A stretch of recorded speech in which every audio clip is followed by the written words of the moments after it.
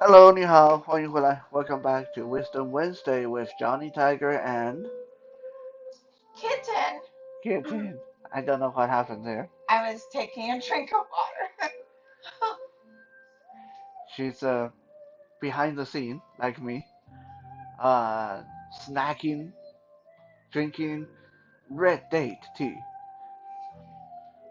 Uh, Not really related to what we're talking about today, but I want to take this chance to tell you guys if for ladies, if you have menstrual pains and cramps and stuff like that, then get yourself some red date and longanberry Chinese tea. It is a kind of a herbal tea. It's not like your regular green tea or jasmine or stuff like that. This is quite different. Has all kind of berries and nuts and herbs in the pouch, and you make it like regular tea. You put it in hot water and then you drink it. It help ease the cramp and help your menstrual cycle go much more smooth. How do I know that? Because I grew up with a lot of aunties, and they always were drinking this gorgeous smelling red date tea, and I always wanted some. They always told me that if men drink it, it's going to turn men into women. So those of you who are like trying to get like a transgender operation, maybe you can give it a try too. I don't know. I think they were full of shit, but I think they just didn't want to share. Who knows? It Uh, is rather comforting and it is very pleasant. what does it taste like?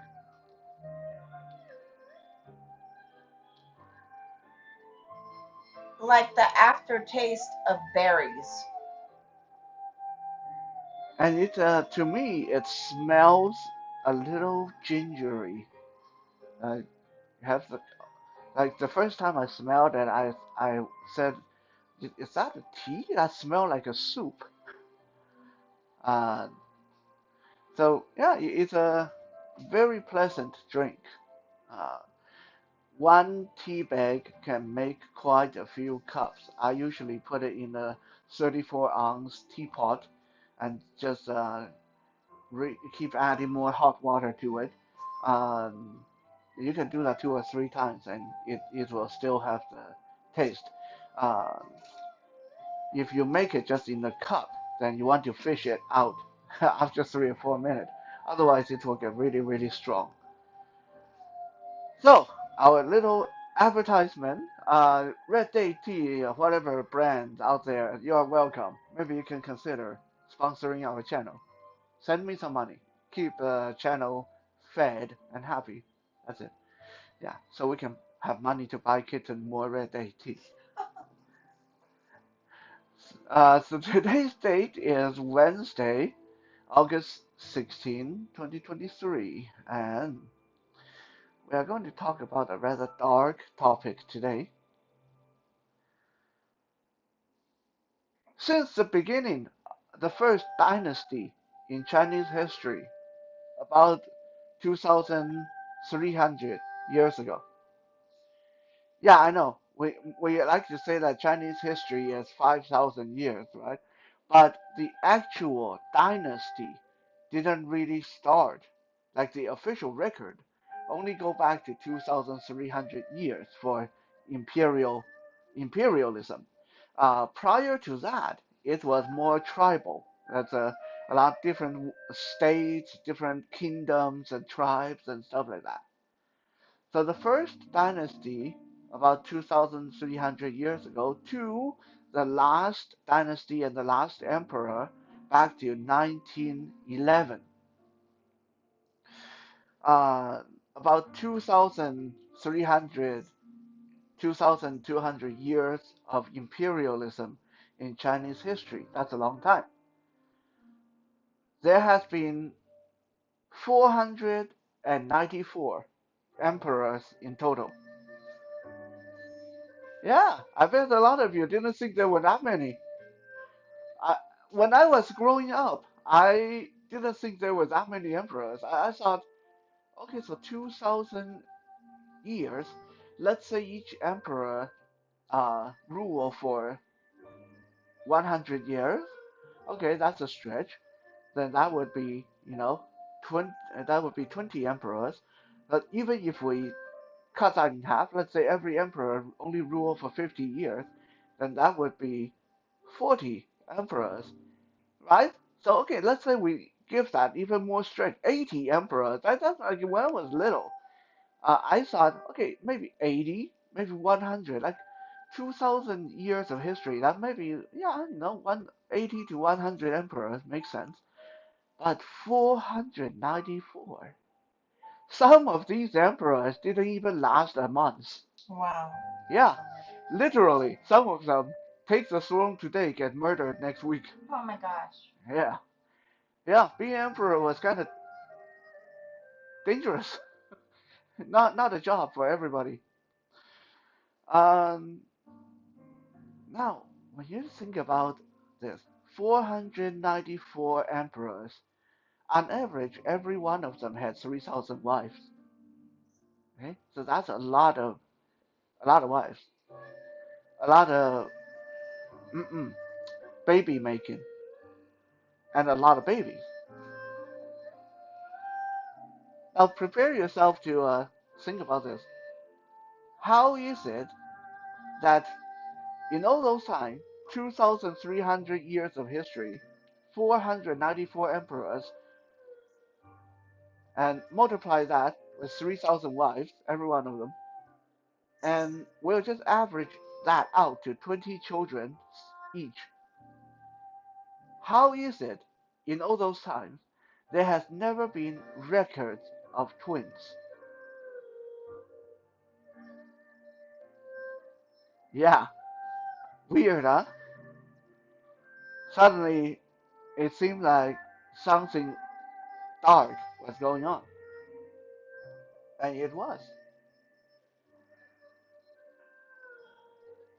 Today, when we look at Chinese culture, a lot of us think about this great, beautiful golden age, the Silk Road, the great food, the culture Mulan, and the invention of paper and firework and the 12 zodiacs. There's so much beauty going on in Chinese culture.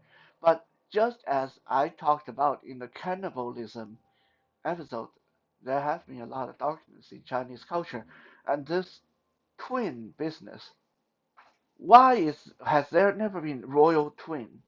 This is another one of those dark spot on Chinese history, because traditionally speaking, Chinese people has always, and especially royalty, has always been prone to kill off one of the twins.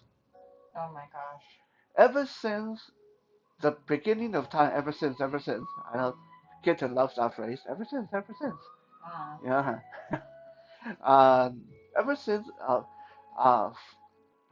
4,000 years ago, before imperialism, back in the tribal days, all the way to an article published by an imperial uh, uh, uh, ambassador about 300 years ago. So not that long ago, but about the 18th century, in a paper published by a Chinese ambassador. Uh, this ambassador took a trip to around the country, basically to see how people are doing, and what's to collect data from different parts, different villages and towns to see uh, what kind of customs are going on. This ambassador came back from Taiwan. I hate to throw my homeland in here, but this is how the history went. Okay, the ambassador came back from Taiwan, published his article to the throne, and this article is very long, so I won't go into the whole thing, but I will tell you one of the most striking and shocking passage. It said in Taiwan, people still practiced the same custom as our people. Whenever twins are born, one child is taken out and hung on the tree. Oh, oh, oh my gosh. Yeah, so this has been going on for thousands of years. The Chinese people routinely kill off one of the twins. And this is before the one child policy, so it got nothing to do with the one child policy. Why did they do that? Right? Like a lot of you are so horrified. I am horrified. Like, why would they do that? Why did, especially royalties, why did the emperors do that? I mean, commoners, not that it's justified, but commoners, I can maybe see, okay, maybe I can't feed this many children. Mm. Maybe I can only feed one. Then we have to get rid of the other one. Maybe I can see that logic for commoners, but emperors didn't have this issue. Emperors can feed the whole country. Like, why would they have to kill off one of the twins? Well, it turned out that there were three three reasons why this practice was carried on for thousands and thousands of years. And today we're going to look at them. Again, not to say that this was right, definitely wasn't right, uh, but it's a lot more complicated than uh, simple foolishness or misguided uh, practice. The first reason why there's never been royal twins and why people traditionally kill off one of the twins is because giving birth to twins in Chinese culture has always been viewed as a big misfortune. It's a sign of great unrest, especially if it's two male twins. Now, if you give birth to a male and a female, or two female twins, it's actually okay. So, uh, we'll touch upon this one a little bit later. But when we say twins were routinely murdered, usually it's two male twins. If it's one male, one female, it's usually okay. If it's two female, it's usually okay. But if it's two males, then it's so bad that uh, people not only would murder one of the child, but traditionally it was said that if you give birth to two males, you need to kill one of them, and then you have to move your whole family to a different part of the kingdom to avoid that bad omen. It was that serious. So why was it that twins were viewed as bad omen? Well, this goes back to the Chinese belief in lucky numbers. Chinese people traditionally believed that odd numbers are lucky, even numbers no good. Okay, so if you look at traditional Chinese calculation, traditional Chinese symbolism, the numbers they put on buildings, the numbers they put on their statues, and the way they mark their roads, a lot of time they'll do like 79 or 81 or 99 or 57, 77, 33, things like that. Most of the time, you won't see with the exception of some very special cases, even number. Odd number is lucky. Even number is no-no. So the only places that use even number traditionally were funeral homes. Funeral homes would use even number. Graveyard cemeteries, hospitals, sometimes butchers, uh, slaughterhouses, uh, places that deal with death, places that deal with the deceased, would use even number. But for places for the living, hotels, restaurants, hospitality, uh, weddings. No, they wouldn't use even number. You wouldn't even get married on a date that have even number. Uh, Odd number is it's a way to go. So when you have one child, that's lucky. When you have two child and both of them boys, that's no because now you end up with the even number of boys, right? So that right away kind of triggers that taboo where it's a very unlucky. Also, in the Taoism belief, it said one equals uh, positivity. One is positive. One is uh, yang. Two is yin, means negative. So again, that reinforces the idea that one is good, two is bad. One is right, two is wrong. One is good for you, two is bad for you. Uh, so unfortunately, that also played into uh, this belief that twins are evil. Um, there has even been uh, scholars, and I hate to tell you guys this, Confucius was one of them. Scholars, including Confucius and many other famous ones, that wrote books on twins were wrong and should be taken care of by killing one of them. In one of these books, it was said, human, if you are human, you give birth to one. If you are giving birth to two, three, or more, then you are giving birth like animals, which means your kids are not human. Your kids will be like beasts and monsters and should be killed. And so all these old beliefs and superstitions made it really taboo to have twins, which means for someone like an emperor, like royalty, which saving face meant everything, having twins would be a no-no. So traditionally, every time there's a royal twin, the royal physician, they didn't even need to ask the emperor. They didn't even need to ask the queen. If there's a twin, it's like an unspoken tradition to just take one out and kill it.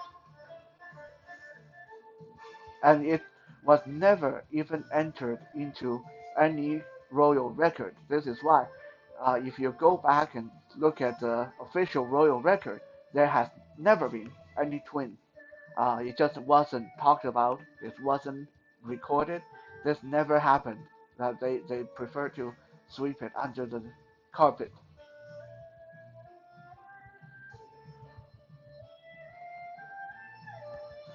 The second reason why twin was such a no-no in the royal family was because of the law of succession.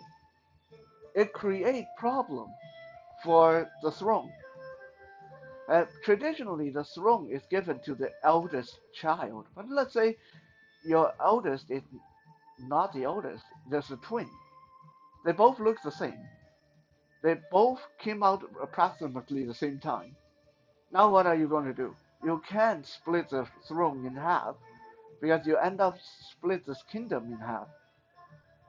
And you can't give it to one and not the other because then the other you're just setting yourself up for rebellion. And let's say even if you keep them around, well, what if something happened like in the kitten brought up before I started the video, Man in the Iron Mask? Let's say both brother look the same, and you let's say you are the brother that got picked for the throne. You are never going to be able to sleep because you will. The only thing you're going to be in your head is if my brother murdered me, I sit in my throne. No one can tell the difference, right? So it creates a lot of issues politically, a lot of problem, like for the throne and the whole succession, plant seeds of distrust, plant seeds of rebellion. So emperors themselves knew that. So to stop that kind of chaos, stop that kind of conflict, they rather just kill off one of the twins to begin with to save the kingdom from going through that kind of chaos.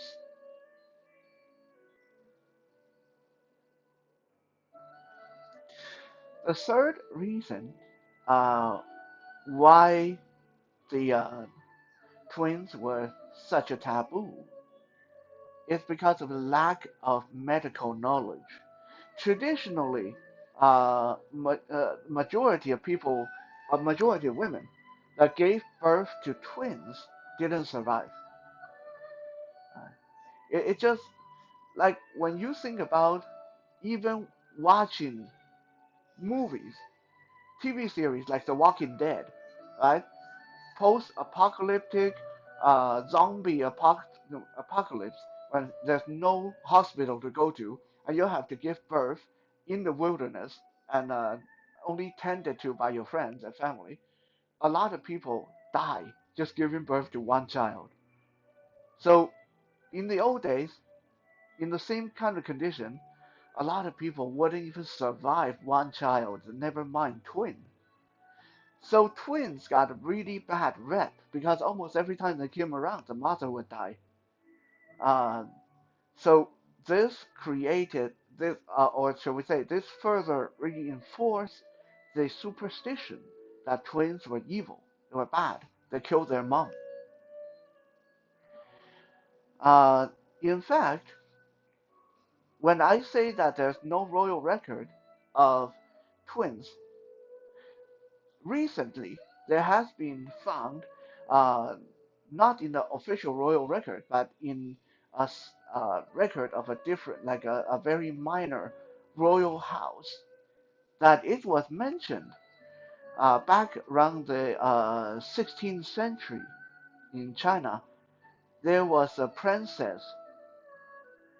She was a favorite daughter of the emperor, and she gave birth to twins, and she died. This princess has now become the only princess in the entire Chinese royal history that were noted or recorded to have given birth to twins. They have no record of twins anywhere else. But you know what's really dark about this? Is the record stopped after she died. It just said she gave birth to twins and she died. Never said anything about what happened to her twins. Oh my gosh. No, we can imagine, what happened. So yeah, uh, when it comes to twins, it has been a long, a dark road for Chinese children. Nowadays, luckily, they no longer do crap like this. Nowadays, having twins is something to be congratulated. It's people celebrate it. Having twins, great. It's like, it's big fortune, good juju. So, uh, if you know some twins, if you yourself from twins, then pat yourself on the back that you can walk proudly in the street today and don't have to worry about being murdered because you were supposedly bad omen. Thank you for checking out today's episode, and we'll be back again tomorrow for some Toy Thursday. For now, 谢谢 and 再见。再见。